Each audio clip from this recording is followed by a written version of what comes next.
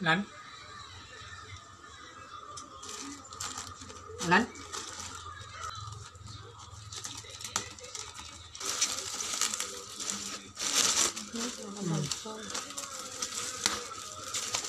Kumana lang na?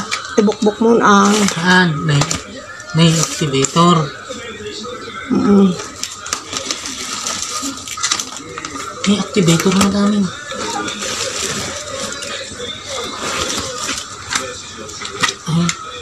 Farmer's friend. Anak. Ini ano na ito? Maxi Group. Aman yan.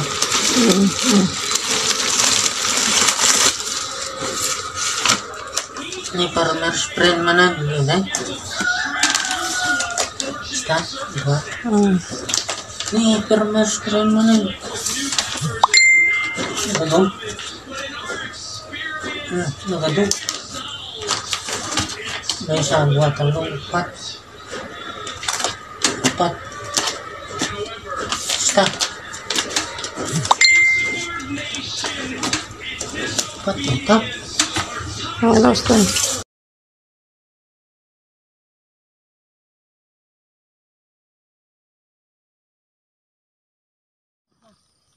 So ayan, makita nyo ka-DF, yan yung problema nila, nag-yellowish.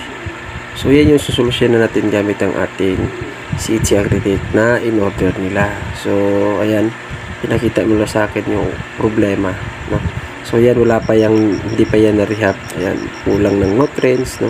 Nag-yellowish yung mga ano nila, mga dragon fruit nila. So today, ipapakita namin sa inyo yung first day na application nila. Pero dyan, hindi pa na-rehab yan, hindi pa naayos yan, hindi pa natanggalan masyado ng mga sira. Ayan, may konting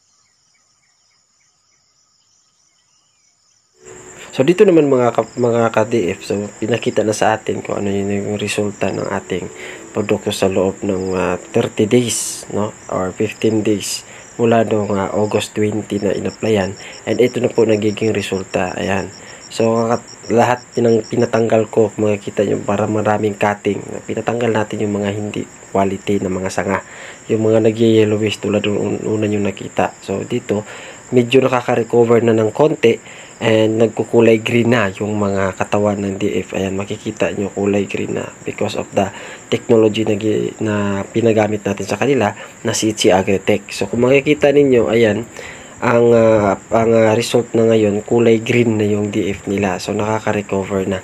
So makikita natin kahit kalabasa nila, o green na kasi nakasali yan sa pag-spray.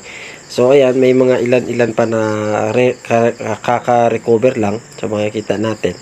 And after 15 days to 13 days pa naman yan. So yung mga mabilis na ka-recover, makikita natin na green na yung katawan or nung sanga, nung dragon fruit, at saka yung bunga niyan, hindi ko muna i-accept na result ng produkto ko yan, kasi 13 days pa lang yung result na nangyari doon sa product. So may mga konting yellow pa naman. So konti lang naman yan, makaka-recover pa din yan, no? So makikita nyo guys, yung iba green na talagang mabilis yung recovery ng kanyang DF nung ginamitan ng ating CHC Agritech na produkto, na kung saan isa sa ating nirecommend na gamitin nila sa kanilang dragon fruit para ma-treat natin or ma-minimize natin yung fungus attack. Kasi ang fungus attack is nasa sa soil kasi yan. So delikado yan. So ayan, mahaba yan. So lahat yan inisprehan ng ating CHC Agritech, kung makikita nyo. So nakaka-recover na yan. Pero start August hanggang September, hindi ko pa i-accept yung bunga niya na maging maganda ang bunga, kasi hindi yan sa atin na produkto.